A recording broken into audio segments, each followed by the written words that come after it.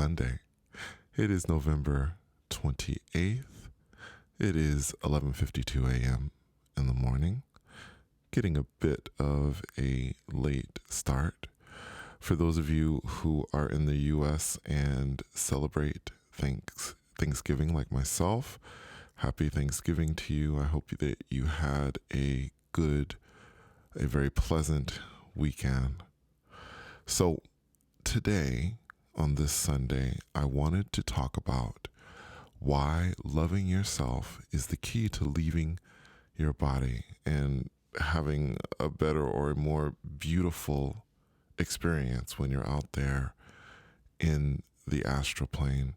This is something that I do believe, touched upon before, but some of these subjects I like to talk about multiple times because I believe that they are extremely important, very, very important in regards to leaving your body. And there are things that aren't really talked about or covered out there by places like the subreddit and other sites on the internet.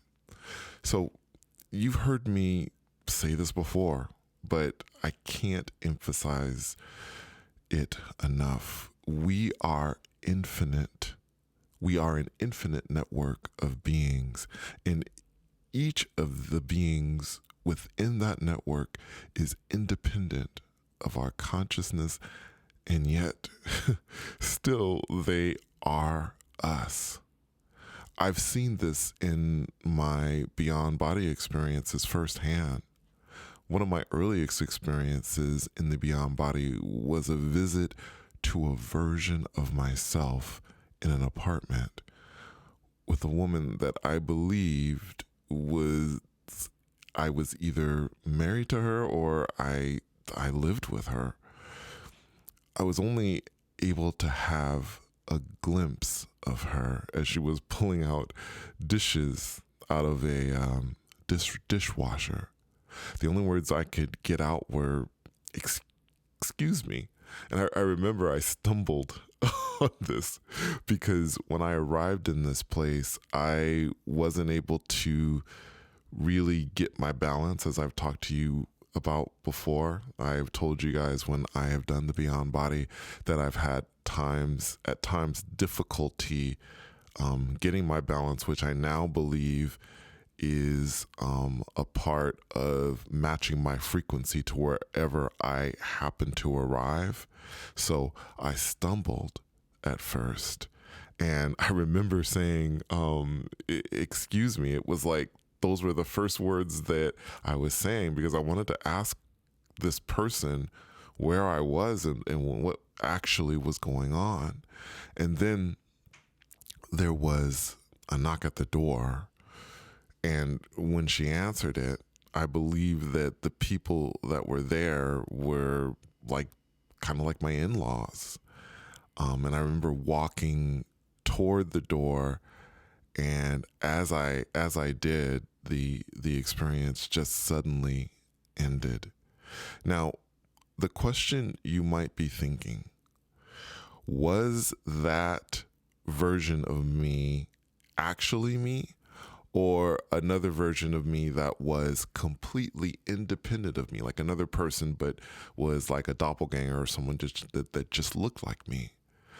I believe that it was both.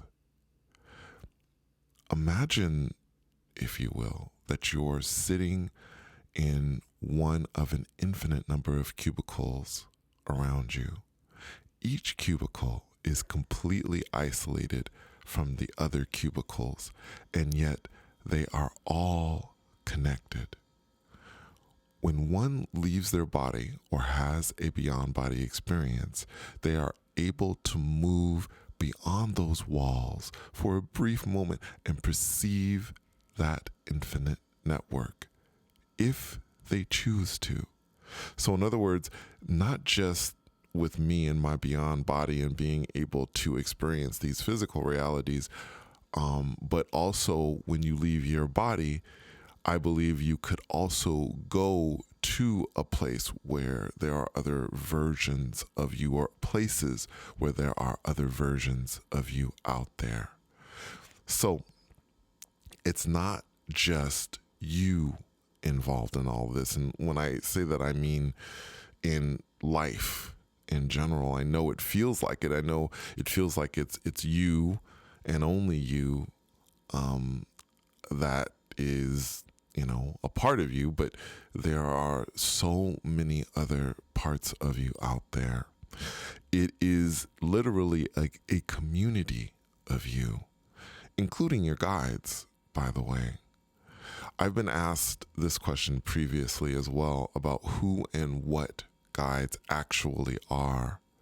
Ultimately, I believe that they are a part of that network that I'm talking about, that infinite network. In other words, they are you on a more expansive level. Now, I want to be clear that I don't believe this makes them somehow better than the other parts of you.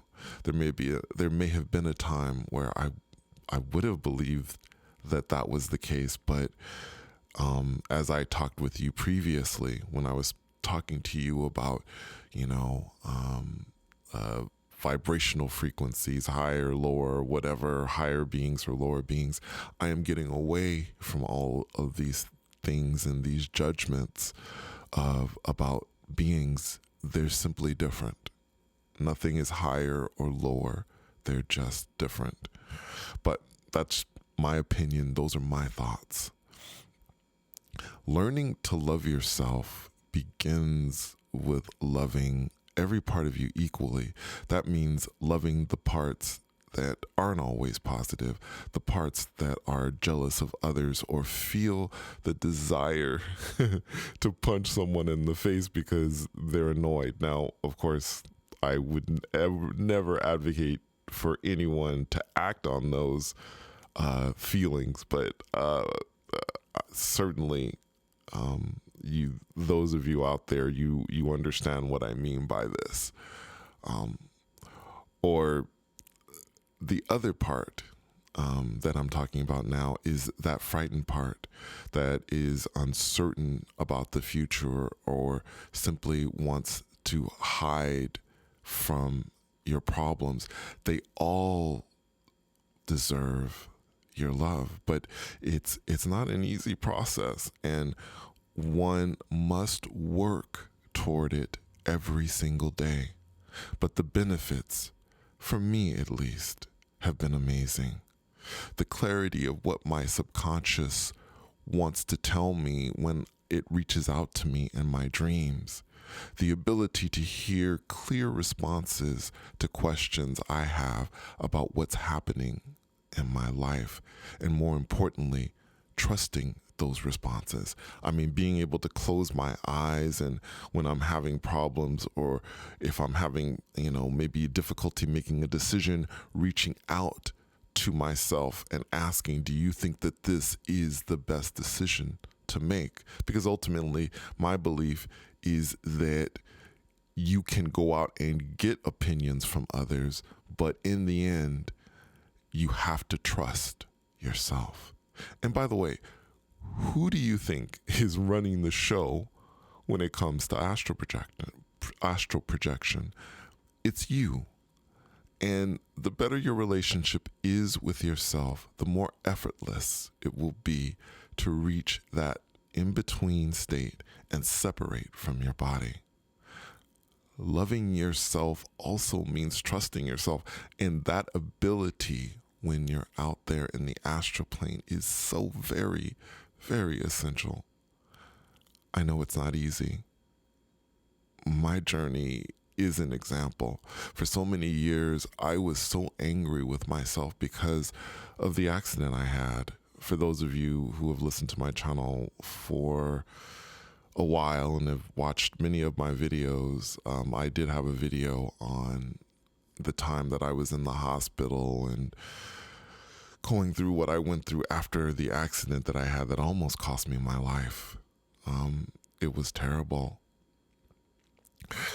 My thing was, if I'd never ridden that motorcycle, they've been able to walk normally and continue to run, which is something I loved to do before the accident.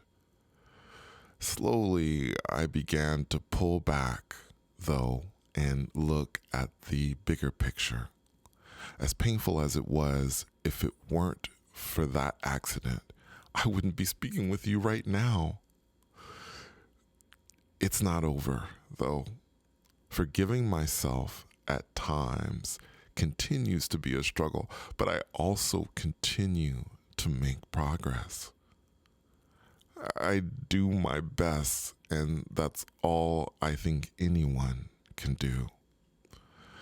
Loving yourself without condition is a very long journey, but in the end, not only will it assist you in leaving your body and making your experiences that much better, but I believe it will make your life in this 3D world far better in the end. Thank you so much for coming on this Sunday journey with me. And until next time, take care.